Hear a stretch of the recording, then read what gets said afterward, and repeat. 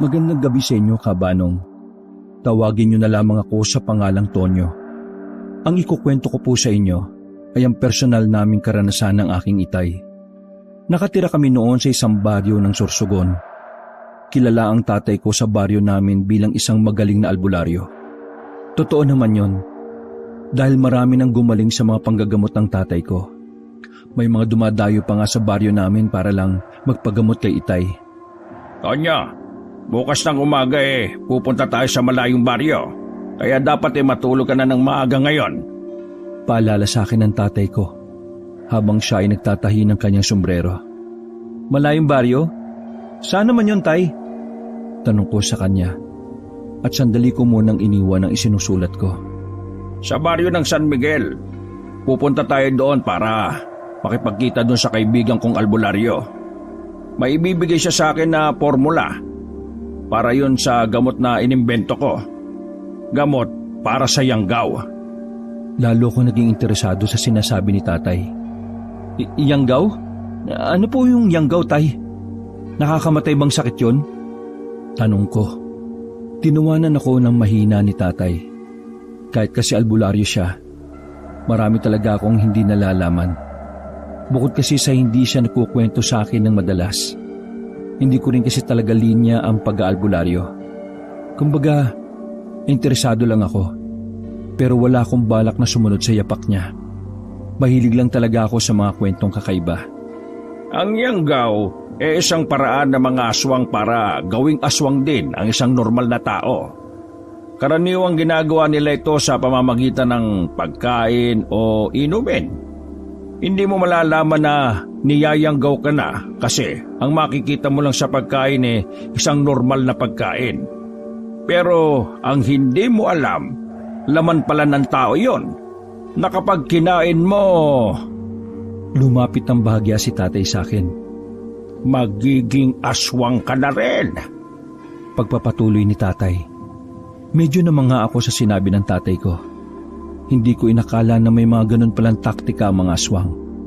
Ang akala ko lang kasi ay buntis lang ang punteriya nila. Kaya nga matulog ka na ng maaga kasi bukas ng umaga aalis na tayo. Pero kung ayaw mo namang sumama ayos lang. Kaya ko naman mag-isa. Ay, hindi po. Sasamahan kita, tay. Baka mayanggaw ka pa Sabi ko sa kanya ng pabiro. Matagal nang kinukwento sa akin ni tatay ang tungkol sa mga aswang. Ang sabi niya nung binata pa lang siya ay may mga nakasagupang araw siya. Mababangis daw ang mga aswang, lalong-lalo kung bilog ang buwan. Mapanlin lang din daw ang mga yon. O sige tay, matutulog na po ako. Maaga po akong gigising bukas. Ngumiti na lang ako kay tatay at saka pumunta na rin sa aking higaan. Kinabukasan, 4:00 pa lang ng madaling araw, nagising na ako. Nakahanda na pala si tatay nung mga sandaling yon. Hindi na ako naligo dahil masasayang lang ang oras namin. Sumakay kami ng tricycle pero huminto kami sa paanan ng bundok. Napabuntong hininga na lang ako kasi kailangan pala naming lakbayin ang bundok. Base kasi sa tatay ko, mas malapit daw ang daan doon. Alam mo, nung binata pa ako dito ko lagi dumadaan. May pagkakataon pa nga na nung umulan, nakakita ako ng tikbalang dito sa gubat na ito. Kwento sa akin ni Itay. Ano po? Tikbalang? May tikbalang dito? Oo, pero hindi na natin yon makikita ngayon. Kasi ang mga tikbalang, sa oras na malaman nilang may nakakita sa kanila, lumilipat na sila kaagad ng lugar. Mailap sila sa mga tao. Tay, ano pong dahilan kung bakit hanggang ngayon hindi pa rin kayo tumitigil sa pag-aalbularyo? May kailangan pa po ba kayong gawin? Sandaling natahimik si tatay ng mga sandaling yon. Kahit na hindi ko maaninag ang kanyang mukha, naramdaman kong may lungkot sa kanya. May misyon pa ako sa mundo, anak. Sabi niya sa seryosong boses. Hindi ko na tinanong kung anong misyon na matagal na niyang sinasabi. Kahit kasi itanong ko, ay iiwas at iiwas lang siya sa sagot na gusto kong malaman. Lumipas ang halos 2 oras, ay sinikatan na rin kami ng araw. Natanaw na namin ang sinasabing baryo ni tatay, ang baryo ng San Miguel. Mas maliit ang baryo na yon kumpara sa baryo namin. Bilisan na natin para mabilis din tayo makauwi. Wika ni tatay. Bago mag alas 7 ng umaga, ay nakarating na rin kami sa San Miguel. Napahinto kami ni tatay sa bukana ng baryo nang meron siyang mapansin. Dali, sa likod ka lang anak. Sabi sa akin ni tatay. At dahan-dahan niyang dinukot ang kanyang itak. Bakit tay? May kalaban ba? Tonyo, masama ang kutob ko. Parang walang tao sa baryong ito. Maingat kaming naglakad ni tatay papasok sa baryo. Bawat madaanan naming bahay ay nakabukas ang pinto. Ngunit wala kaming makitang tao na naroon. Nung mga sandaling yon, inabot sa akin ni tatay ang isa pang itak na mas maliit. Kapag gano'n ang sistema, dapat ay magandaan ako. Dahil may posibilidad na mayroong paparating na peligro. Hindi ko alam kung bakit nawala mga tao rito. Isa lang ang nasisiguro ko. May masamang nangyari dito. Saad ni tatay. Tay, tingnan niyo, may dugo. Napalapit kami ni tatay sa hagdanan ng bahay. May dugo roon na natuyo. Tuyo na ito ah. Ilang araw na siguro ang nakalipas. Tara, bilisan natin. Pupuntahan natin si Macario. Tumakbo na kami ni tatay at pinuntahan namin ang bahay ng kaibigan niya. Ngunit nang dumating kami roon, ay wala na kaming inabutan. Maraming dugo sa sahig at nagulat na lang ako nang may masipa akong ulo. Walang ya! Sambit ni tatay na makitang ulo yun ang tinatawag niyang Macario. Halos masuka-suka ako sa nakita namin. Dahil doon, kumpirmado na namin na talagang hindi maganda ang dinanas ng lugar na yon. Ano pong gagawin natin, tay? Wala na ang kaibigan niyo. Sabi ko sa kanya na may halong pag-aalala. Sigurado ako na kinuha na nila ang gamot sa Yanggaw. Po? Nila? Sino bang maaaring gumawa nito, tay? Mga aswang. Hindi na kami nagsayang ng oras doon. Nagdesisyon na kagad ang tatay ko na umuwi na lang kami. Tulala at balisa si tatay noong kinagabihan. Malalim ang kanyang iniisip. Tay, eto, magkape na muna kayo. Wika ko at inabot sa kanya ang tasa ng kape. Lumagok si Papa ng isang beses. Tay, bakit po kaya nilusob ng mga aswang ang baryo na yon? Tanong ko. Nagsisimula na silang manakop ng baryo. Habang nagpaparami kasi sila, mas sumisikip sila sa isang baryo lang. Kaya kinakailangan nila ng mas marami pang lugar para tirhan.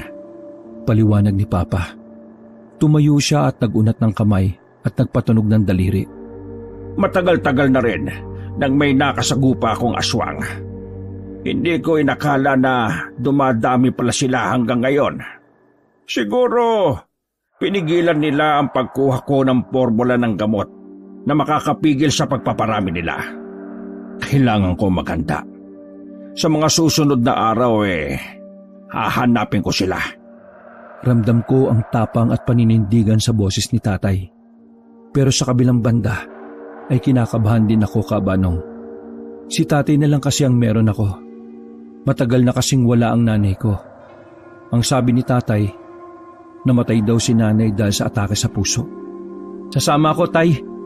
Tumingin sa akin si tatay nang makahulugan. Tonyo, anak, laban ko ito. Ayokong madamay ka pa rito. Isa pa, marami kang pangarap na gusto mong abutin. Mauudlot lahat ng yon kung mapapahamak ka. Sabi sa akin ni tatay at saka humawak sa balikat ko. Tay, ikaw lang naman ang pinagugutan ko ng lakas sa mga pangarap ko na yun eh. Kapag nawala ka, wala na rin akong lakas. Kaya tay, pwede ba? Isama niyo ako. Kahit papano alam ko kung anong nangyayari sa inyo. At makakatulong pa ako sa... Alam ko na ayaw mong sundan ang yapak ko. Kaya hindi mo kailangang pilitin ang sarili mo, anak. Kung anong gusto mong tahakin ay tahakin mo. Ayaw din naman kitang manahin ang gawain kong ito. Kasi hindi ka yayaman dito. Natatawa pa si tatay sa mga pinagsasasabi niya. Pero kahit na ano pa ang sabihin niya, buong buo ng desisyon ko noon. Tay, sasama ako kahit na anong sabihin niyo. At saka, dalawa na lang tayo sa buhay, no? Dapat lagi tayo magkasama. Napailing na lang ang tatay ko dahil sa uli ay napapayag ko rin siya. Ilang araw ang nakalipas at naging abala si tatay sa panggagamot. Biglang dumami ang customer niya na pumupunta sa bahay namin. Habang ako naman, umaalalay ako kay Papa. Ako ang taga-abot ng kung ano-ano. Mahaba ang pila ng mga tao. Umabot pa hanggang sa labas. Mga bandang hapon na nang matapos na ang panggagamot ni tatay. Isasara na sana namin ang bakuran nang biglang may pumasok na lalaki na maputla ang balat. Mang Kiko, pwede bang humabol? Tanong ng lalaki. Bakit? Ano ba ipapagamot mo? Tanong ni tatay. Lumingon-lingon muna ang lalaki bago sumagot. Yung tiyan ko ho. Sinenyasan ako ni tatay na kumuha ng bangko at paupuin ng lalaki. Masakit ang tiyan mo. Bakit? Ano bang huli mong kinain? Tanong ng tatay ko. At kinapaka-papa ang tiyan ng pasyente. Ngumiti ang lalaki sa amin ng nakakaloko. Bigla akong kinabahan ng mga sandaling yon. Napansin ko rin kay tatay na parang hindi rin siya komportable. Huli kong kinain. Di, tao.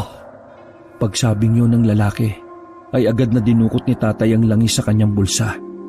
Malakas ang kulo ng langis dahil sobrang lapit sa amin ang aswang.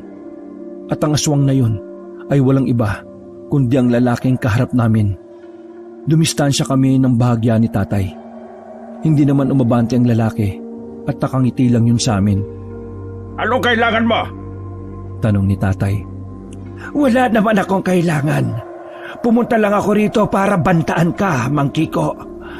Alam na ng mga kapwa ko aswang na ikaw ang katransaksyon ni Macario. Nasa panganib ang buhay mo. Maraming aswang ang nagkaka-interes sa'yo. Kaya mag-ingat ka. Tumatawa pang wika ng lalaki. Bakit naman ako makikinig sa'yo? Wala namang aswang ang mapagkakatiwalaan. Sarkastikong sagot ng tatay ko. Di wag kang maniwala.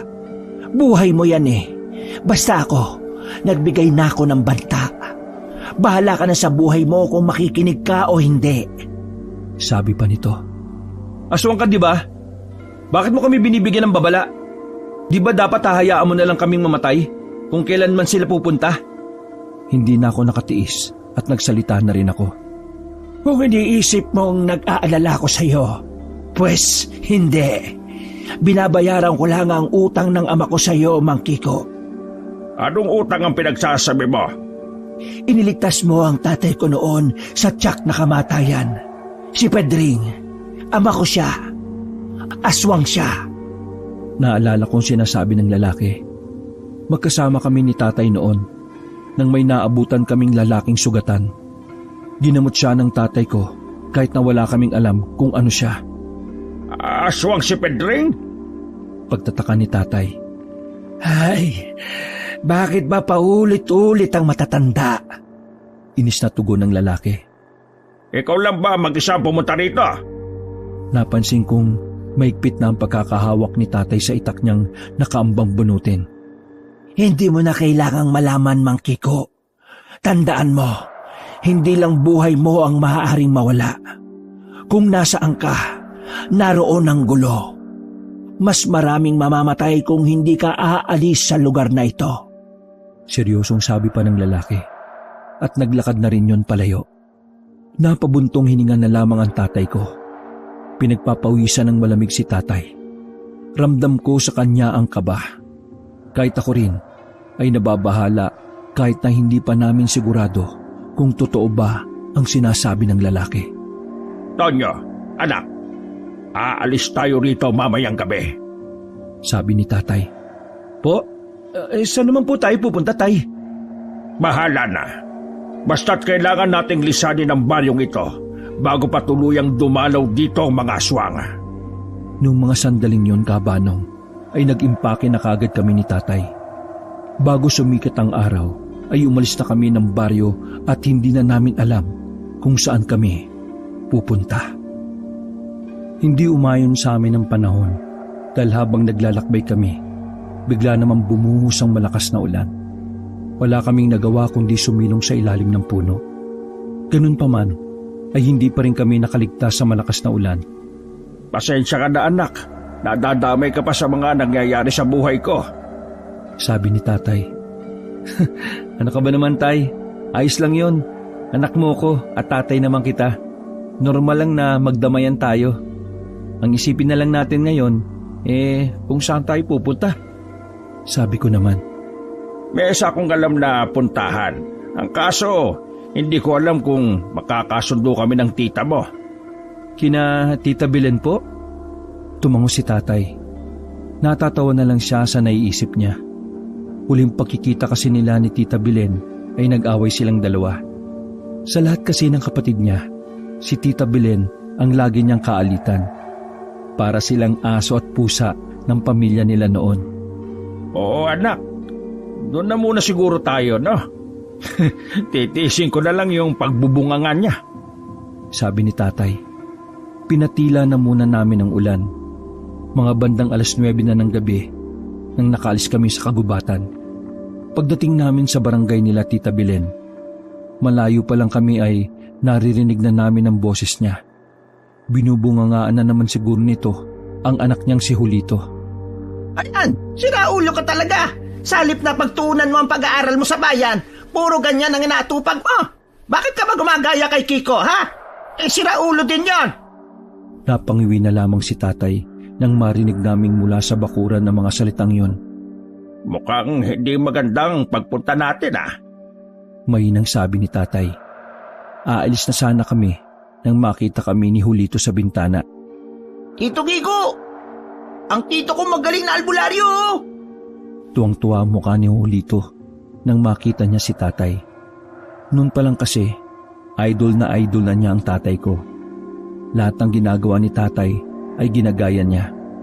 Sabi nga ng iba naming mga kamag-anak, baka si Julito ang magmana ng kakayahan ng tatay ko. Diyos ko po, pumunta ka pa rito. Lalong mabubuang itong si Julito kasi nandito ka na naman. Ano bang ginagawa mo rito? Bakit marami kayong dalang gamit? Dito kayo titira? Diyos ko, dagdag pa kayo sa sakit ng ulo ko. Parang Armalite ang bibig ni Tita Belen. Maputak talaga ito noon pa man. Mama naman, ganyan ka ba tumanggap ng bisita? Nilapitan kami ni Julito at kinuha niya ang iba naming dala. Bisita! Baka buwisita! Padabog na bumalik sa loob ng bahay si Tita Belen. Habang si tatay naman ay masayang sinalubong ni Julito. Sobrang daldal ni Julito. Ang dami niya agad ikinuwento kay tatay tungkol sa mga aswang. Habang ako naman, inayos ko ang pagkakalagay ng mga gamit namin. Hindi ko alam na nasa likuran ko na pala si Tita Belen. Ay, Tanya, sabihin mo nga sa akin, ano bang nangyari sa inyo? Masungit pa rin ngunit mababa na ang tinig ni Tita Belen. Hindi ko po alam kung maniniwala kayo pero... Aswang na naman yan, ano? Nagpamewang pa siya sa harapan ko. Opo, may nagbigay ng tip sa amin na lulusubin si tatay sa baryo namin. Wala kaming magagawa kundi umiwas muna. Sabi kasi ni tatay, hanggat wala kaming maayos na plano, iiwas muna kami sa kanila. Isa pa, 2 lang kami ni tatay eh. Hindi namin sila kakayanin. Sabi ko naman. Pinagmasdan namin ni tita si Julito at tatay na masayang nag-uusap. Yang si Julito, baliw na baliw yan sa pagiging albularyo. Lahat ng dahon dyan sa likod bahay, pinag-i-eksperimentohan. Gagawin daw niyang gamot. Ang tanga-tanga niyan, ang gagamot na may ubo, ayun, inubo lalo. Munti kang pang makulungan lokong yan, buti na lang nagkasundo kami ng ginamot niya. Siraulo talaga yung batang yan, oh. Manang-mana talaga sa tatay mo. Saad ni Tita Belen. Nakampante ako nang makita kong natawa na rin siya. Malaki ang pinagbago ni Tita Belen mula nang huli ko siyang makita. Medyo nagiging kalmado na siyang makipag-usap. Pero alam mo, nung nakaraan bumubuo ng grupo yung mga kalalakihan dito. Balak kasi nilang pumatay ng aswang. Pinagbawalan ko nga sumali tong si Julito. Matapang lang yan kapag walang aswang, pero kapag nandyan na, nako, takot na takot. Tita Belen, ayos lang ba na dito kami pansamantala? Tanong ko sa kanya. Bumuntong hininga siya. Ay, ano pa nga ba? Alangan naman paalisin ko kayo. Baka mamaya malapa pa kayo ng mga aswang. Ayaw ko nang mawalan ng mahal sa buhay ng dahil lang sa mga salot na aswang na yan. Dumukot si Tita Belen ng isang sigarilyo at sinindihan. Nako, maraming salamat tita. Pero kung hindi niyo po mamasamain ano pong ibig niyong sabihin sa mga sinabi ninyo? Ang tatay niyang si Julito, namatay yan dahil sa aswang. Nalapa ang loko. Kulit kasi Napaisip ako. Ang sabi kasi noon ni tatay, namatay si Tito Abuelo dahil sa pakikipag-away. Hindi ko na lang yun pinagtuunan ng pansin. Alam ko naman kasi na may dahilan si tatay kung bakit hindi niya sinabi ang totoo. Tonyo, susundan mo ba ang yapak ng tatay mo? Tanong niya, sabay tinanguan pa ako. Hindi ko po alam tiya Ang mahalaga lang po sa akin ngayon ligtas si tatay. Sagot ko sa kanya. Di bale. Magbihis na muna kayo. Basang-basa yung suot nyo baka magkasakit kayo. Hoy, Julito! Mamaya mo na daldalin yan tito mo. Magbibihis ba yan? Nagpalit muna kami ng suot ni tatay. Mabuti na lang talaga at kahit papaano ay hindi na ganun kasama ang ugali ni Tita Belen. Makalipas sa mga sandali, tinawag na rin kami ni Tita Belen na kumain. Tahimik lang kami sa pagkainan nang may buksang usapin si Julito. Tito Kiko, alam mo ba? May sama na rito sa barangay namin na pumupuksa sa mga aswang. Naghahanap nga sila ng baryo ng aswang Gusto ko sana sumali kaso ayaw naman akong payagan ni mama Sabi ni Julito habang nanguya. Ang kapal ng mukha ng batang ito. Ano nga ayaw payagan? Kasali ka na doon Akala mo ba hindi ko alam? Sinabi sa akin ni Marites. Mabuti na lang at hindi katabi ni Tita Belen si Julito. Kasi baka napingutan niya ito. Julito, makinig ka sa mama mo. Hindi mo alam kung gaano kadelikado ang mga aswang. Kahit marami kayo, mas mabibilis naman sila sa inyo. Sabi naman ni tatay. Isa pa Julito, di ba nag-aaral ka? Yun na lang muna ang pagtuunan mo. Mas maganda yung kapalaran mo doon, no? Sabi ko naman at sinang-ayunan niyo ni tatay. Pagkatapos ng aming kainan ay inayos na rin namin ni tatay ang magiging kwarto namin. Ang ginamit naming silid ay ang dati nilang kusina. Nailipat na kasi ang kusina doon sa labas. Mga bandang madaling araw na nang marinig namin ng ilang kalalakihan na ang iingay sa labas. Ako lang ang bumangon dahil tinatamad na si tatay. Lumabas ako ng silid. Naisipan kong sumunod sa mga yon dahil na rin sa kuryosidad. Habang sinusundan ko ang kalalakihan na may mga dalang itak, bigla namang lumitaw si Julito sa gilid ko. Piste ka! Ginulat mo ako! Tonyo, anong gagawin mo?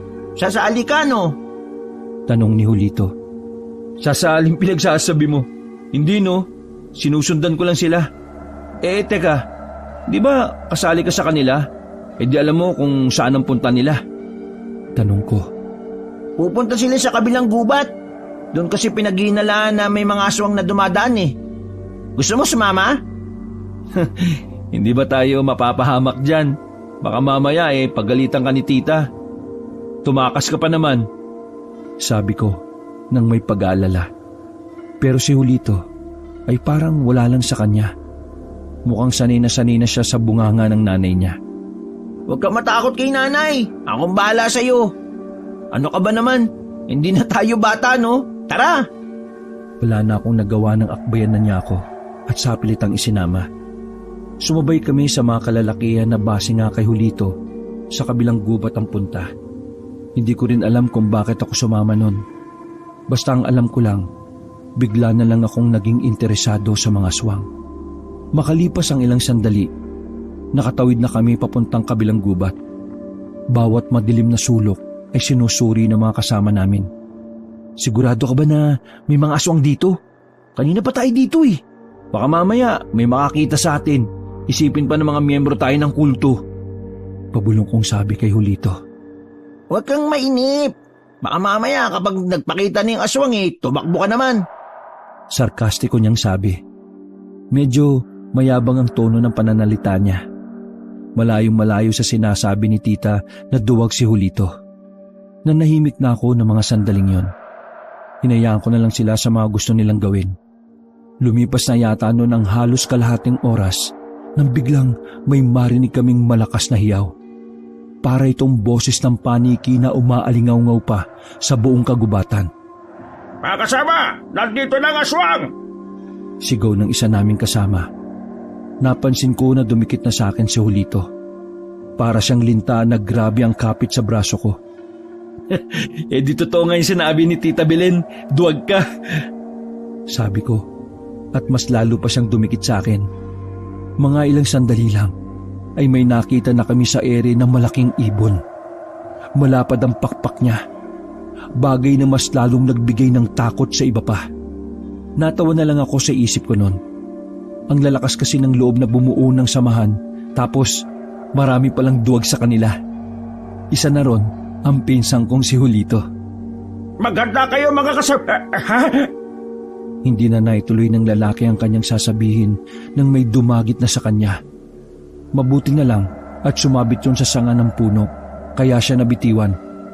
Mga aswang! Yun! Mga aswang nga! Sigaw nila. Nataranta na ang lahat. Sa halip na labanan nila mga aswang, ay nagsitakbuhan sila. Habang kami naman ni Julito ay hindi makaalis. Pinipilit ko siyang isama sa pagtakbo kaso hindi siya makagalaw.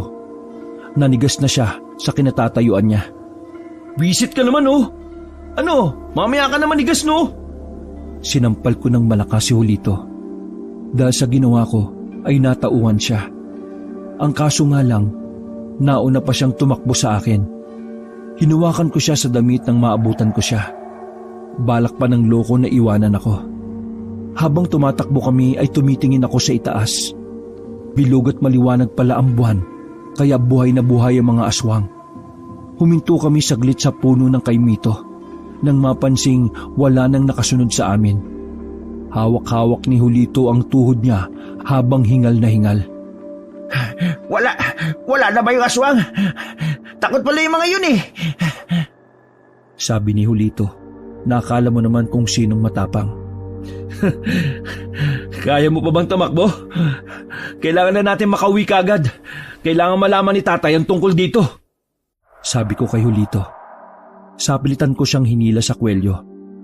Wala na akong pakialam kahit pa hinihingal siya. Uy! Teka, sandali! Nakauwi naman kami ng ligtas ng mga oras na yon. Mabuti na lang talaga at hindi nagising si Tita Belen. Nasa kasagsagan pa si tatay ng tulog pero ginising ko na kagad siya. Napabangon siya kagad nang marinig ang salitang aswang. Ano? Totoo ba yan? Tanong ni tatay. Opo, Tito. Totoo. Marami sila pero natakot si Julito at nauna pa siyang tumakbo kaysa sa akin. Sabat ko naman. Ako lang ba tumakbo? Buwelta pa niya. Bumangon si tatay at saka napaisip. Marami pa rin palang aswang dito. Ibig sabihin, hindi pa rin tayo ligtas. Sabi ni tatay. May naisip pa akong paraan, Tito. Napatingin kaming dalawa ni tatay kay Julito. At ano naman paraan yan? Tanong ko. Napansin ko kasi na marami sila. Hindi natin kakayanin kung konti lang tayo. Paano kung magpakilala ka sa mga tao dito na albularyo ka, tapos tipunin mo ang lahat ng gustong pumuksa sa mga aswang? Sa madaling sabi, ikaw ang magiging pinuno namin, Tito Kiko. Napalakpak pa si Julito. Inawat ko siya kaagad dahil baka magising ang nanay niyang dragon. Maganda ang naisip ni Julito, kabanong. Pero ang problema na lang namin ni tatay ay kung magtitiwala sa amin ng mga taga roon. Lalo na't dahil lang naman kami sa lugar na yon. Kinabukasan, habang wala si Tita Belen, ay pinagplanuhan naming tatlo kung paano makakagawa ng bagong samahan. Total, makakakilala mo naman yon, Julito. Ikaw na lang ang magkwento sa kanila tungkol sa kung ano si tatay. Mas maniniwala sila sa'yo, no? Pagkatapos mong gawin yan, Magtipon-tipon tayo para alamin yung opinyon ng bawat isa. Sabi ko sa kanya. Yun lang pala eh. Magaling yata ako makihalubilo, no? Tugon at ngumunguya pa ng tinapay. Mga iho, seryosohin niyo ang bagay na ito. Buhay natin ang nakataya rito at gagawin natin ito para sa kapakanan ng mga tao. Sa ngayon, hindi maaaring malaman ng mga aswang na nandito ako. Hindi natin sigurado na baka sila rin ng mga aswang na naghahanap sa akin. Kaya kayo, mag-iingat din kayo, ha? Paliwanag sa amin ni tatay. Dumating ang hapon at sinimulan na rin ni Julito ang pinaggagawa namin sa kanya. Marami-rami siyang nakausap at halos lahat ng yon ay pumayag na sumama. Pumunta kami sa kagubatan para doon kausapin ang mga tao. Pagdating namin doon ay may nakaabang na pala sila sa amin. Parang nanunukso ang mga tingin nila. Pero hindi na lang namin pinansin kahit ang iba ay natatawa. Pakinig ang lahat. Narito ang isang tao na makakatulong sa atin para puksain ang mga aswang. Ang tito ko. Magaling siyang albularyo. Marami na siyang nalalaman tungkol sa mga aswang. Kaya malaki ang may tutulong niya sa atin. Sino rito ang sang-ayon na siya ang manguna sa grupo natin? Taas ang kamay. Tanong ni Julito sa mga kalugar niya. Nagbulong-bulungan ng mga yon. Tila lahat ay nagdududa sa kakayahan ni tatay. Wala ni isa sa kanila ang nagtaas ng kamay. Paano kami magtitiwala dyan sa tito mo, Julito? Mukha namang basang sisiw. Parang una pa yatang tatakbo yan eh. Nagtawanan ng malakas sa mga naroon. Uy, Jopet! Manahimik ka nga. Daldal mo, di ka naman tuli. Magpatuli ka muna bago mo questionin ang tito ko. Buwelta naman ni Julito. Tila napahiya ang lalaki kaya nanahimik na lamang ito sa gilid. Hinarap sila ng tatay ko. Pinakita ni tatay ang mga gamit niya sa panggagamot. Pati na rin ang mga ginagamit niya dati kapag may nakakasagupa siyang aswang. Makinig kayo! Halos 2 dekada na akong albularyo. Binata pa lang ako eto na ang ginagawa ko. Sa maniwala kayo sa hindi, marami na akong nakakaharap na aswang. Marami na rin akong napapatay, ngunit noon pa yon. Kasi kasama ko pa ang mga kapwa ko albularyo. Ngayon, hindi lingid sa kaalaman ninyo na may aswang sa kabilang gubat. Anumang oras ay maaari silang tumawid dito at guluhin ang inyong barangay. Wala silang pinipili. Kahit na anong oras, wala silang pakialam. Kailangan natin kumilos para protektahan ang mga mahal natin sa buhay. Kailan kayo kikilos? Kapag nandito na sila? Naiintindihan ko na hindi kayo nagtitiwala sa isang dayo na katulad ko. Pero sana'y maisip nyo rin na hindi ito ang panahon para sa pakikipagtaasa ng ihi. Kung gusto nyong mailigtas kayo, maniwala kayo sa akin. Aatake sila kapag wala tayong ginawa. Saad ni tatay. Muling nagkatinginan ng mga tao. Pakiramdam ko ay may ilan sa kanila na unti-unti nang nakukumbinsi. Galing kami sa isang baryo na kung saan may banta rin ng pag-atake ng mga aswang. Hindi namin inakala na sa paglipat namin dito ay meron din pala. Kaya dahil iisa lang naman ang kalaban natin, bakit hindi na lang tayo magkaisa? Total, pare-pareho lang naman tayong galit sa mga salot na katulad nila. Sabi ko naman, at napapatango na rin ang iba. Ngayon, gusto namin malaman kung sino sa inyong sasama. Umabandi lang dito sa harapan, oh. Sabi pa ni Julito na nakapatong pa sa putol na puno. Isa-isang naglakad pa harap ang mga lalaki. Napangiti na lang kami ng tatay ko. Sa mga posibilidad kasing pag-atake ng mga aswang, siguradong kakailanganin talaga namin ang maraming bilang. Hoy, Japet! Sigurado ko ba na sasama ka? Patiin nga ang tuy-tuy mo. Bawal subot dito, ha? Pagpunaan ni Julito sa lalaki. Sinenyasan ko na lang si Julito para tumigil na siya sa pagsasalita. Ngayon, maliwanag na lahat tayo ay gusto ng kapayapaan. Mamayang gabi kaagad pag natapos na ang mga plano, pupunta tayo sa kabilang gubat at hahanapin natin ang baryo ng mga aswang. Sigaw ng tatay ko. Nagiyawan naman ang mga kasama namin bilang pagsang-ayon. Napapir na lang sa akin si tatay. Naging matagumpay ang pakikipagsanib puwersa namin. Umuwi kaming masaya sa bahay, kaso nga lang, naroon na pala si Tita Belen. Nakapamewang ito at kulang na lang ay magtagpo na ang 2 kilay dahil sa pagkakasalubong nito. At saan na naman kayo galing? Hapon na, bakit ngayon lang kayo umuwi? Napadikit na lang kami ni Julito kay tatay. Ay, dyan lang naman. Alam mo na, hinahanapan ko ng babae itong 2. Pagdadahilan na lang ni tatay. Ay Kiko, bata pa lang tayo hindi ka na magaling magsinungaling. Lokohin mo yung sanggol, wag ako. Alam kong mga aswang-aswang na naman ang inaatupag ninyo, na. Ikaw, Julita, malapit na ang pasukan. Bakit yan ang inaasikaso mo, ha? Nagulat na lang si Julito na may hawak na palang patpat ang nanay niya. Mabilis na lumapat ang patpat sa braso ng lalaki kaya ito napatakbo kagad papasok.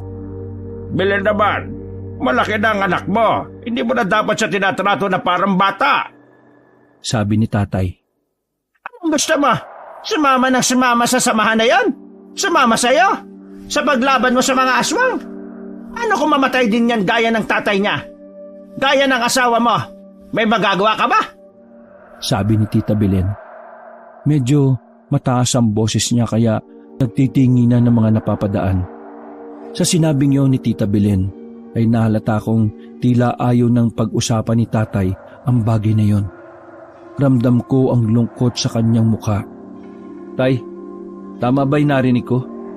Pinatay ng mga aswang si nanay? Tanong ko kay tatay. Naguguluhan ako ng mga oras na yung kabanong.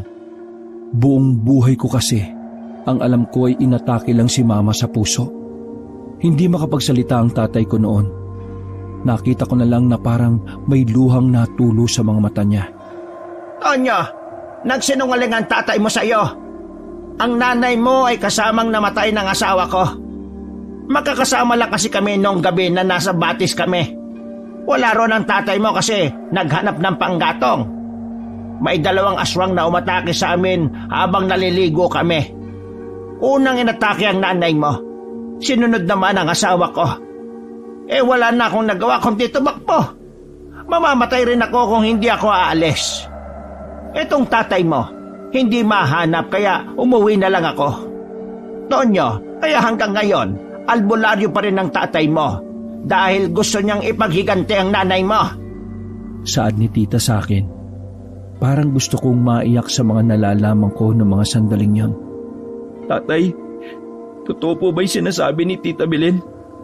Tumango si tatay at nahihiyang nag-angat ng tingin sa akin. Tama. Tama ang mga narinig mo, anak. Pero bakit ka nagsinungaling sa akin, tay? Medyo nanginginig na ang tinig ko ng mga sandaling yon. Dahil ayaw kong sundan mo ang yapak ko para ipagiganti ang mama mo sa oras na mabigo akong gawin yon. Natatakot ako na baka kapag kinamuhian mo ang mga aswang, doon mo na lamang ituon ang buhay mo. Paliwanag ni tatay. Bumuntong hininga na lamang ako. May punto naman ang sinasabi niya. Pero hindi ko maintindihan dahil sumama pa rin ang loob ko.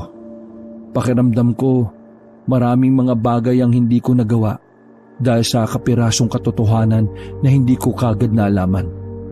Patawarin mo ako, anak. Yun lang ang alam kong paraan para protektahan ka sa mga aswang. Dagdag pa ni tatay. Hindi na ako nakapagsalita dahil sa mga nalaman ko. Nabuhay ang galit ko sa mga aswang. Tay, handa na ako mamayang gabi. Hindi ako papayag na wala tayong mapapatay na aswang. Madin kong sabi at saka pumasok na rin sa loob ng bakuran. Hindi mawala sa isip ko ang sandaling yon. Nabuhayan ako ng loob. Ang pagiganti ang siyang nagpapalakas sa akin.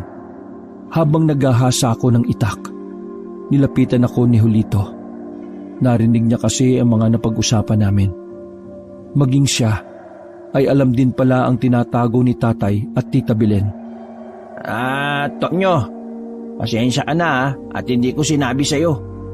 Sabi ni Julito. Ayos lang. Ang malaga, alam ko na kung ano ang dapat kong ipaglaban.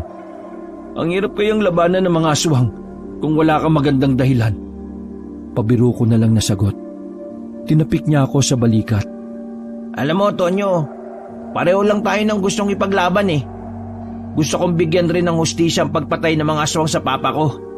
Oo, duwag ako.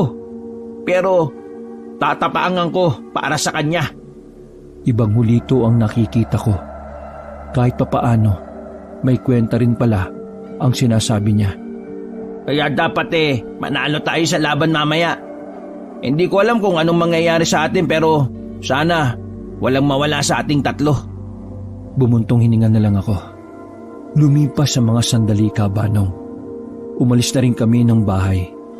Wala nang nagawa si Tita Belen. Hindi niya napigilan si Hulito nang idahilan nito ang ama. Dala-dala na namin ang lahat ng magagamit namin sakaling makasagupa namin ng aswang. Handa na ba kayo? Tanong ni Tatay. Handa na kami, Tay. Sagot ko naman. Mga ilang sandali lang ay nakarating na rin kami sa mga kasamahan namin. Bawat isa sa kanila ay may nakasukbit na itak. May gumawa pa ng suka na maraming bawang at sili. Meron din may dalang buntot ng pagi. Basta, lahat ng pwedeng pangontra yata ay dinala na nila. Ano yan? Bawang at suka. May dala ka yata ng chicharon eh. Pagpuna ni Hulito. Mabisa ang bawang at suka na pinagsama. Mas mapdi sa balat ang bawang kung ito ay binabad sa suka. Pero hindi ko alam kung bakit may sili. Walang talabang sili sa mga aswang. Sabi ni Tatay. Pumwesto si Tatay sa harapan nila. May dinukot si Tatay ng mga pulseras. Yun ang inatupag niya habang nasa bahay kami. Kakaunti lang tong nagawa ko. Ang gawin nyo, kung sino ang may shot nito, doon kayo tatabi. Pangontra ang pulseras na ito para hindi sila makalapit kaagad. Nang sa ganon, maiiwasan natin ang pananambang nila. Pero tatandaan nyo, ang bisa nito ay magsisimula lang kapag sinuot nyo na sa kanang palapulsuhan. 1 hanggang 2 oras lang itong epekto, kaya huwag nyong sasayangin. Paliwanag pa ni Tatay. Iwasan yung mataranta kapag nandyan na mga aswang. Kapag nakita nilang natatakot tayo, mas lalakas ang loob nilang lusubin tayo. Kailangan nyong ituon ang atensyon ninyo sa kung ano ang layunin natin. Dagdag pa niya sa mga kasamahan namin. Tumango naman sila bilang pagsang-ayon. Alam ko, wala kayong tiwala sa akin. At alam ko ang tingin nyo sa akin duwag. Pero ngayong gabi, papatunayan ko sa inyong lahat na ibang Hulito na ang nasa harapan ninyo. Nagpatunog pa ng mga daliri si Hulito. Sa mga oras na yon, hindi ko may tatanggi sa sarili ko na kinakabahan ako, Kabanong. Wala akong ideya kung ilan ba sa amin ang maaring makauwi ng buhay. Tiningnan ko si Tatay. Wala akong makitang takot sa mukha niya. Pero nararamdaman ko yung pagkabahala niya para sa akin. Narin na mga kasama, pumunta na tayo sa kabilang gubat at hanapin ang baryo ng mga aswang. Sigaw ni Jopet. Nagsimula na kaming maglakad. Habang nasa lakaran kami, ay nagdarasal ako na sana magtagumpay kami kung ano ang mangyayari. Dumaan ang 1 oras. Narating na namin ang kabilang gubat. Pero napahinto kami nang matanaw ang isang komunidad na maraming ilaw. Para bang maraming nakatira doon. Malakas ang kutob naming lahat na yun na ang hinahanap naming baryo. Sabi ng matatanda dati, may misteryoso daw na baryo dito sa gubat na ito. Wala raw nakakalapit doon. Palagay ko, yan na yun. Sabi ni Hulito. Sigurado ka ba na baryo ng mga aswang yan? Tanong ko naman. Baryo ng mga aswang ang baryong yan. Sabi naman ni Tatay. At inilawan niya ang kanyang langis na nung mga sandaling yon, Kabanong, ay bahagyang kumukulo. Pansamantala kaming tumigil ilang metro ang layo sa baryo ng mga aswang. Nagtipon-tipon at nag-usap-usap muna kami kung anong hakbang ang gagawin namin. May mga nabago kasi sa mga nauna naming plano. Hindi tayo pwedeng lumapit kaagad. Kailangan muna nating malaman kung may mga nagbabantay ba sa paligid. Ngayon, sino sa inyo ang gustong sumama sa akin para lumapit? Tanong ng tatay ko sa amin at nagtinginan lang ang mga kasama namin. Kami na lang ni Julito, Tay. Maiwan ka rito kasama nila. Sabi ko naman ng hindi nagdadalawang isip. Anak, Ikaw ang pinakapinuno namin dito, kaya hindi dapat ikaw ang unang mamatay. Ikaw ang mas may kakayahan na tumalo sa kanila. Kaya hayaan mo kaming gumawa niyan. Tara na, Julito. Sabi ko. Hindi inaasahan ni Julito ang biglaan kong desisyon. Ganun pa man, hindi naman siya nagdalawang isip na sumama. Talagang pinapatunayan niya na kaya na niyang maging matapang. Maingat kaming naglakad patungo sa direksyon ng baryo. Maigpit ang hawak namin sa daladala naming itak. Kinalasan din namin ng pakiramdam dahil base kay tatay, traidor ang mga aswang. Umatake sila kapag alam nilang hindi nakahanda ang punteriya nila. Maganda ka na, Julito. Sabi ko ng kaunti na lang ay makakarating na kami sa boundary ng baryo. Tumango naman si Julito. Nang naroon na kami, ay pasimple kaming sumilip. Maliwanag doon dahil maraming sulo sa bawat gilid. Nakita namin ang mga taong nandun. Mukha naman silang mga normal.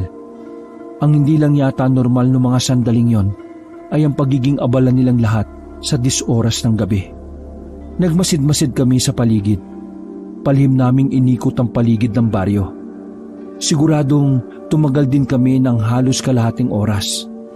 Nahirapan kasi kami dahil may mga taga roon ang padaan-daan.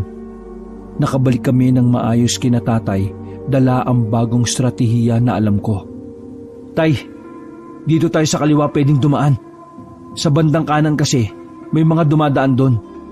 Madali tayo makikita doon, lalo pat marami tayo. Meron silang dinadaos na okasyon. Hindi ko alam kung ano, pero pwede natin gamitin yon para bigla silang atakihin. Yung mga may dalang pana, paulanan sila ng palaso.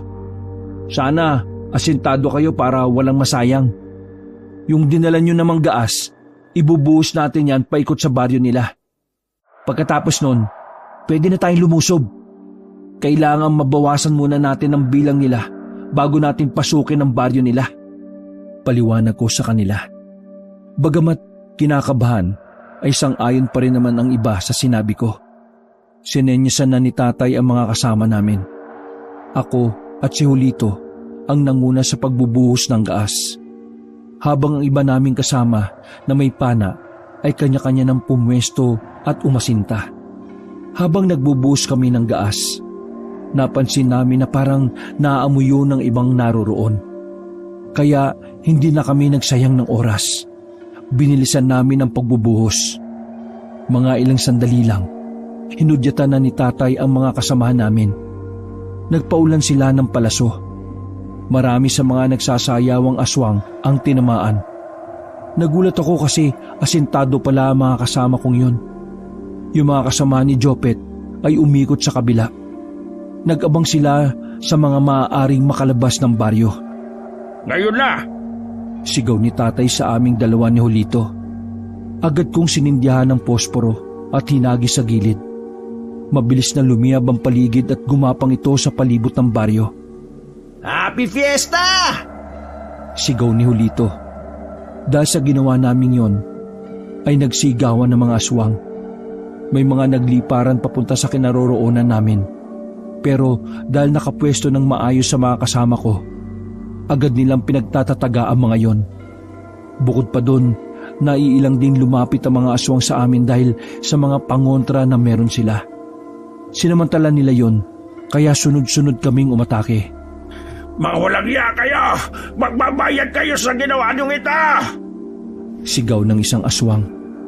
Paglingon ko kay tatay, nakita kong may isa pang aswang na aatake sa kanya. Binilisan ko ang takbo ko para makalapit. Muntikan ko ng tamaan ng aswang pero mabilis siyang nakailag. Nang makita ko ang mukha ng aswang na yon, ay nagulat ako. Siya ang lalaking aswang na anak ni Mang Pedring, ang matandang iniligtas ni tatay. Kumusta sa inyong magama? Ako pa rin ito, yung anak ni Pedring. Si Pocho! Sabi ng lalaki na malapad pa ang ngiti. Pocho, akala ko ba hindi ka katulad nila? Pagtataka ni tatay. Hindi porke nagbigay ako sa inyo ng babala ay kakampi mo na ako. Tulad nga ng sinabi ko, binalik ko lang ang utang ng tatay ko sa inyo. Ngayong wala na siyang utang sa inyo. Pwede ko na ulit gawin ang gusto ko. Patawa-tawa pa ang loko. Mabilis na nag-init ang ulo ko. Kaya sinubukan ko siyang tagain. Pero nakailag siya sa ginawa ko. Huwag ka magpadalos-dalos, anak! Sabi ni tatay sa akin. Tama ang tatay mo. Hindi ka dapat nagpapadalos-dalos. Dahil ang mga nagpapadalos-dalos ay nalalagay sa alanganin. Katulad ng tatay kong tatanga-tanga. Sabi ni Poncho at nagsimula na siyang umatake. Pinagkakakalmot niya kami. Pero dahil nasanay na ako ni tatay sa paghawak ng itak, hindi niya kami magawang patamaan.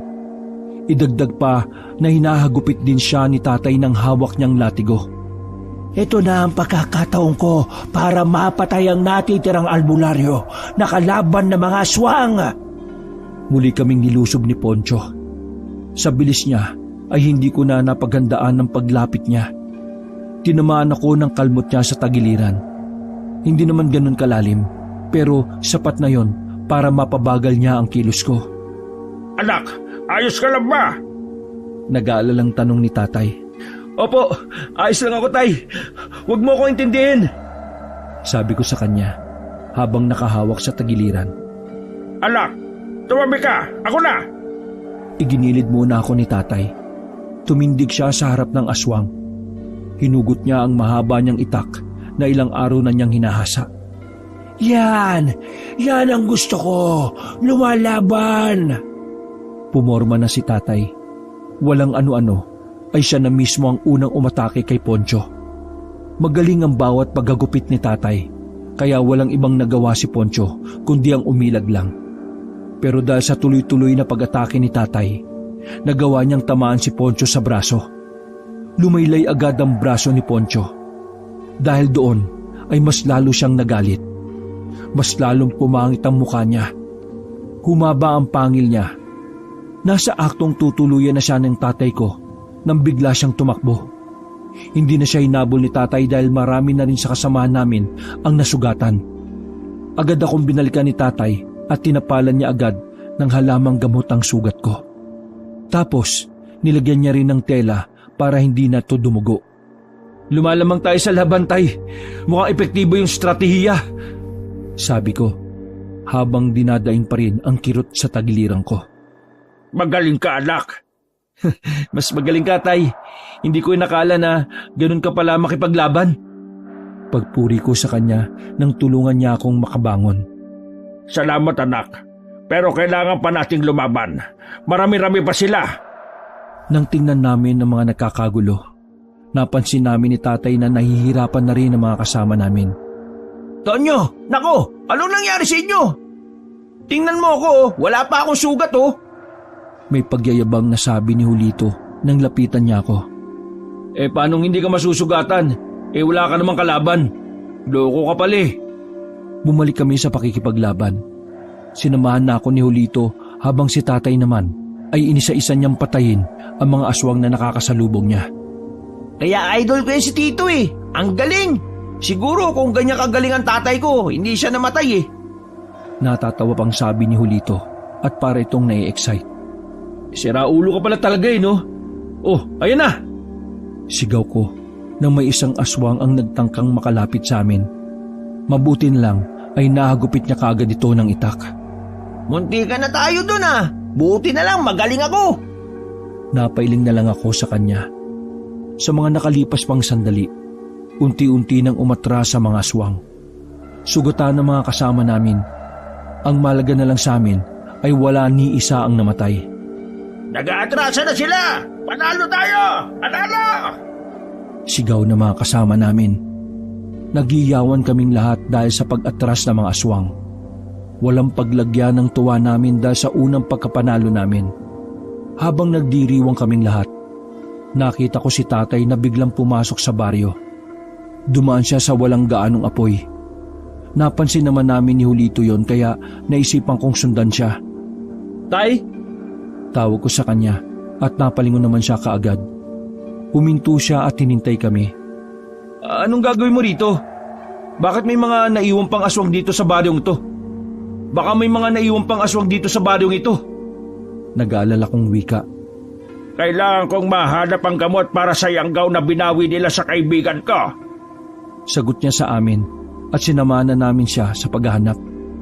Wala nang natirang aswang sa baryo na yon, kaya inisa-isa namin ang mga bahay.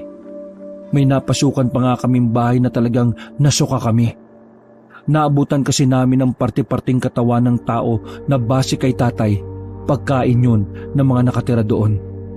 Lahat din ng gamit na nakikita namin ay mga hindi pangkaraniwan. Ginagawa lang din nilang mga disenyo sa bahay ang mga bungo at kalansay ng tao. Nakakailang bahay na tayo, Tito. Baka naman dinala nila yon kasama sa pagtakas nila. Sabi ni Julito. Bumuntong hininga na lang si tatay dahil sa pagkadismaya. Hindi pwedeng hindi natin makuha ang gamot.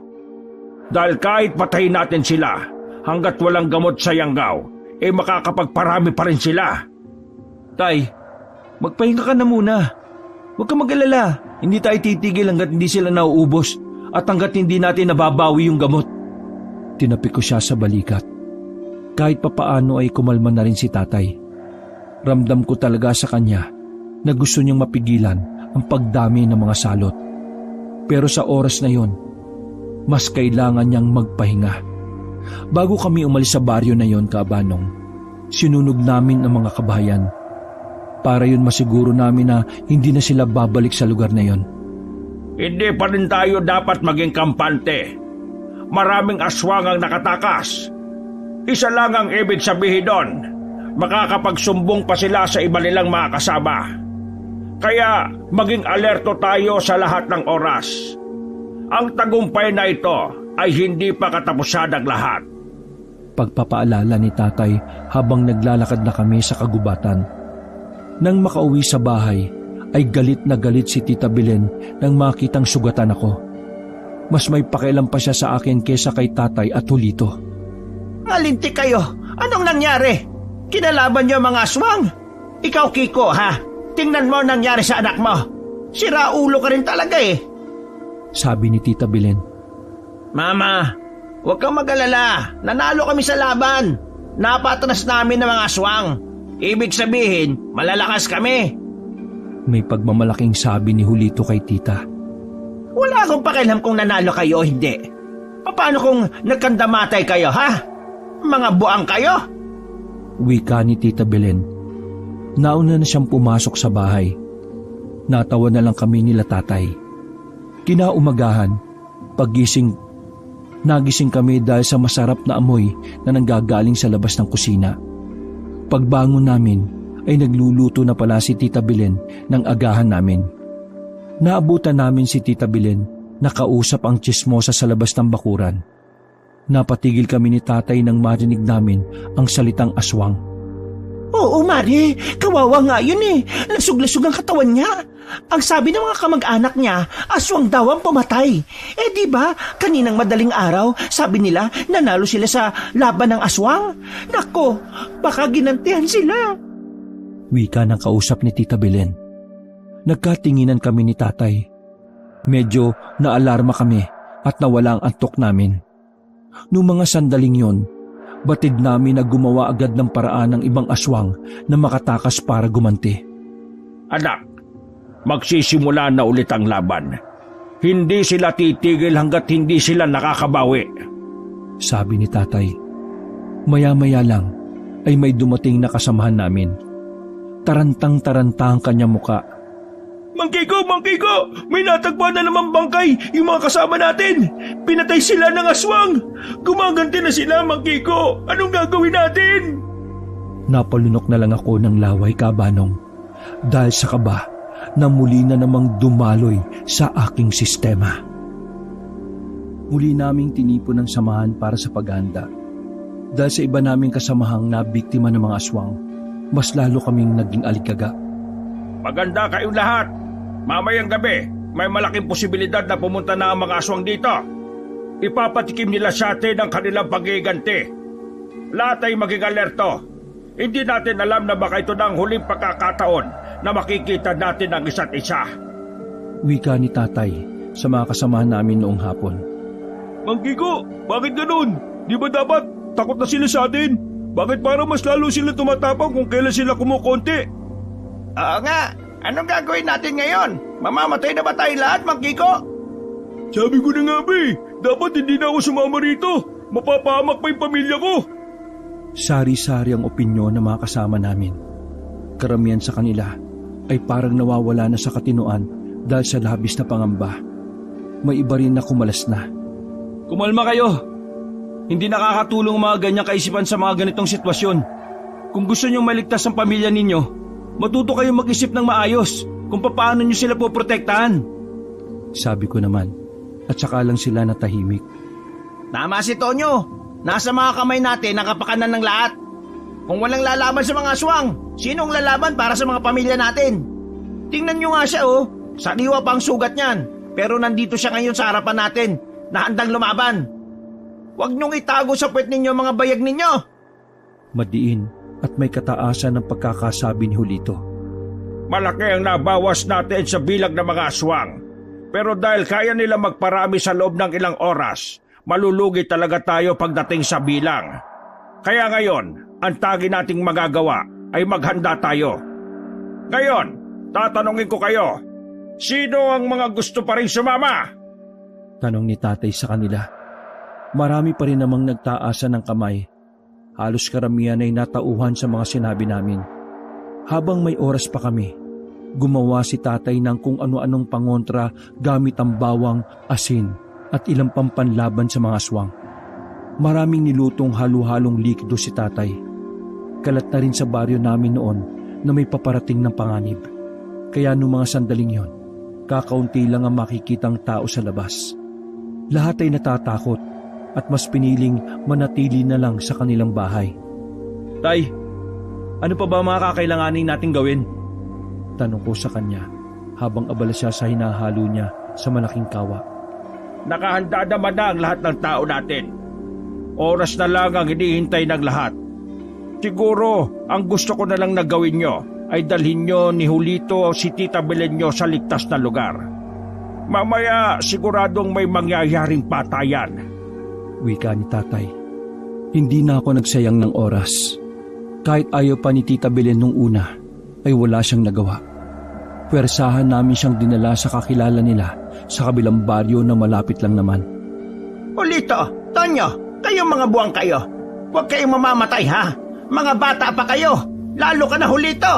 Ikaw na lang ang meron akong hilayupak ka. Kapag ikaw namatay, kakausapin ko si San Pedro para hindi ka makapasok sa langit walang hiya ka. Humayos kayo. Sabi sa amin ni Tita Belen nang matid na namin siya. Si Tito, hindi mo ba kakamustahin? Natatawang sabi ni Julito. Nako, kung mamamatay siya, mas maganda para makapagpahinga na. Pero kung kaya pa mabuhay, kayong na ang bahala. Sige na, umalis na kayo at malapit na ang gabi. Sabi pa ni Tita Belen. Mama, babalik akong buhay. Hindi ko sasayangin ang binigay niyong tiwala. Niyaka pa ni Tonyo ang nanay niya. Nakaramdam ako ng inggit pero hindi ko na lang yon inisip. Nang makabalik kami sa baryo, ay abala pa rin si tatay. Hindi pa niya tapos sa mga pangontra na ginagawa niya. May 1 oras na lang kami bago tuluyang kumagat ang dilim. Sobrang kinakabahan ako noon, Kabanong. 1 buong baryo ng mga aswang ang kakalabanin namin. 1 albularyo lang ang kasama namin at lahat na kami ay simpleng tao lang. Hindi ko alam noon kung ano pa ang kahahantungan namin, lalo pat sa mga puntong yon, takam na takam sa paghiganti ang mga aswang. Dumating ang takdang oras, naganda na rin kaming lahat. Medyo dumami kami dahil nahikayat pa namin ng ilang kalalakihan. Ang kulang lang sa amin ay kagamitan. Pero ang sabi ng iba, palag-palag na yan. Sabay-sabay kaming naglakad, papunta sa bukana ng gubat ng baryo namin. Naisipan kasi ni tatay na salubungin ang mga aswang. Nang sa ganon ay hindi masaktan ang mga sibilyan at hindi rin masira ang mga kabahayan. Halos isang araw kaming nakatigil lang sa madilim na gubat. Maya-maya lang naramdaman na namin ang mga yabag ng paa nila. Nagsiliparan na rin ang mga ibon sa mga kapunuan. Magsihanda kayo. Ayan sila. Bulong sa amin ni tatay. Tonyo, huwag ka na sa amin hiwalay ni Tito may sugat ka pa. Paalala naman sa akin ni Julito at tumango na lang ako. Nang medyo malapit na sila, ay saka kami nagpaulan ng palaso.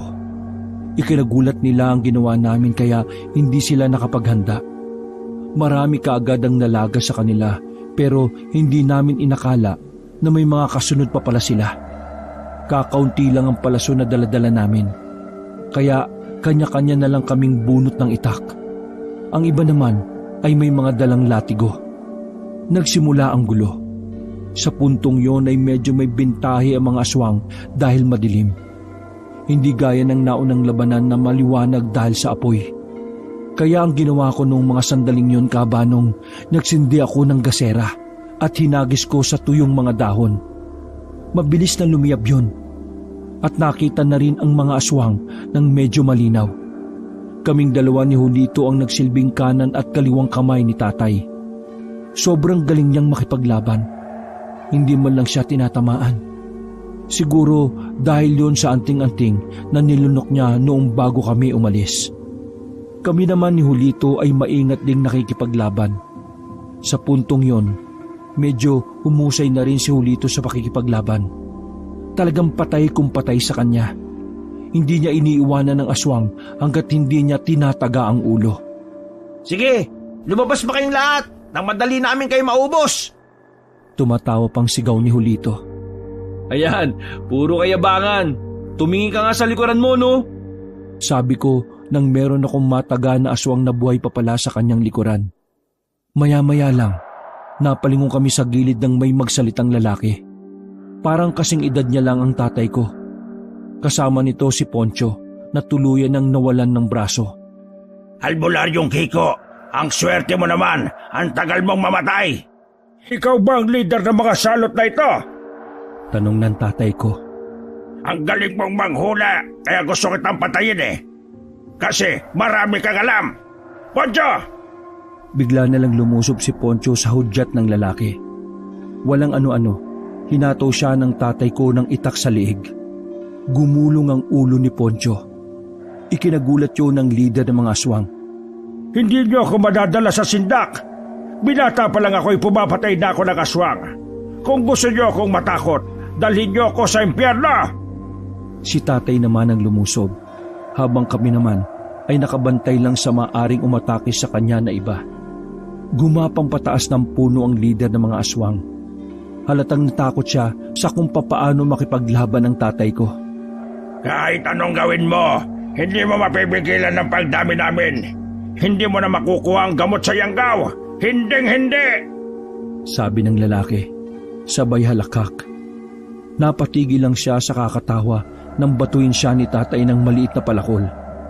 Tumarak yon sa balikat niya kaya nalaglag din siya. Dali-daling tumayo ang aswang at nagsimulang magbago ng anyo. Ang dami mong daldal. Wala ka naman palang binatbat kay Tito Idol ko Pangaasar ni Julito. Tumingin lang ang aswang na yon sa amin. Mga ilang sandali lang, bigla na lang siyang gumapang paalis. Sinundan agad namin siya. Sa kakatakbo namin ay hindi namin namalayan na napalayo na pala kami sa mga kasamahan namin. Paghawak ko rin sa sugat ko ay dumudugo na naman siya. Nakakaramdam na rin ako ng kaunting kirot. Tumigil lang kami nang umakyat sa mataas na puno ang leader ng mga aswang. Maganda kayo! Traidor ang isang ito! Aatake yan kapag hindi tayo alerto! Sabi ni tatay. Kiko, tanggapin mo na lang na hindi nyo na maalis sa lipunan ng angkan ng mga aswang. Kahit mapatay mo ko, marami pa ring uusbong. Wala akong pakialam kahit na paulit-ulit kayong dumami. Paulit-ulit ko rin kayong pupulbusin. Kiko naman, alam natin pareho na tao ka lang. Mamamatay ka rin. Kaming mga aswang, mas mahaba ang buhay namin. Kapag nawala ka, wala ka na rin kwenta. Wala na kaming kalaban. Parang nababaliw ang aswang na yon habang tumatawa sa tuktok ng puno. Ang dami mong sinasabi! Bakit hindi ka na lang bumaba dyan at kalabanin mo ako? Sigaw ni tatay. Nararamdaman ko na nauubos na ang pasensya niya. Kinuha ni tatay ang pana ni Julito. May isa pang natitirang palaso. Kung gusto mo akong patayin, dito tayo sa taas. Mas magandang mamatay sa itaas para malapit sa tinatawag niyong Diyos. Halika dito! Laban na! Ha? Naudlot ang sasabihin ng aswang na yon nang bitiwan na ni tatay ang palaso. Kahit madilim at maraming nakaharang na dahon at sanga, nagawa ni tatay na hulaan ang eksaktong kinalalagyan ng aswang. Agad namin siyang nilapitan nang nasa lapag na siya. Hindi na makabangon ang aswang dahil sa laso na nakalagay din sa palaso. Bago ka mamatay, sabihin mo sa akin kung nasa ng gamot para sa Yanggaw. Sabi ni tatay at tinutukan niya ng itak ang aswang sa liig. Gigo, patayin mo na lang ako, pero hindi ako magsasalita. Hindi ko ilalagay sa alanganin ang kinabukasan ng mga sisibol na aswang. Binibigyan kita ng pagkakataon na mabuhay kung sasabihin mo sa akin kung nasaan yung gamot para sa Yanggaw. Nanggigigil na si tatay sa kanya. Tinawanan niya si tatay kahit na dumudura na siya ng dugo. Pasensya ka na, kaibigan, pero wala kang mapapala sa akin. Patayin mo na ako kasi alam mo, ako ang pumatay sa asawa mo. Humagikik pa yon. Dahil sa sobrang galit, hindi na nakontrol ng tatay ko ang kanyang sarili. Tinaga niya na sa liig ang aswang. Humiwalay kaagad ang ulo nito sa liig. Hindi pa nakontento si tatay. Pinagtatataga niya rin ang katawan hanggang sa magkandalasog-lasog ito. Kami na lang ang umawat sa kanya. Naiyak na lang si tatay dahil pakiramdam niya kahit napatay na niya ang leader ng mga aswang ay hindi pa rin siya nananalo. Ganun pa man, kinuha namin ang ulo ng leader ng aswang. Binalikan namin ng mga kasama namin na patuloy pa rin lumalaban. Tingnan niyo to mga aswang! Patay na ang leader ninyo! Sigaw ko sa mga natitirang aswang at itinaas ko ang ulo ng leader nila. Nagulat sila sa kanilang nakita at dali-dali silang gumapang paalis. Nabulyo ng iba pa naming kasama at napatay din naman sila. Tay, nanalo tayo. Saludo ko sa inyo, Tay. Sabi ko at niyakap ko siya ng saglit. Ang galing mo, Tito Idol! Isa kang alamat! Sabi naman ni Julito. Ngumiti na lang si tatay. Mula nang matapos ang labanan na yon kaabanong ay wala nang nagpakitang aswang sa Sorsogon. Pero dahil hindi namin nabawi ang gamot sa Yanggaw, dumami pa rin ang mga aswang sa ibang mga probinsya na gaya na lang sa Aklan at Guimaras. Lumipas ang maraming mga taon. Tumanda na rin ang tatay ko. Gusto ko sanang sumunod sa yapak niya pero mas pinili niya si Julito. Ayaw kasi ni tatay na sundan ko ang kapalaran na peligroso. Natanggap ko naman yon. Ibang landas ang tinaa ko habang si Julito naman, siya na ang kinikilalang bagong albularyo ng probinsya namin. Masayang pumanaw si tatay. Iniwan niya ang mundong ito na dala-dala ang kagitingan na ginawa niya para sa mga kababayan niya. Sa pagkawala ni tatay, natutunan ko ang isang bagay.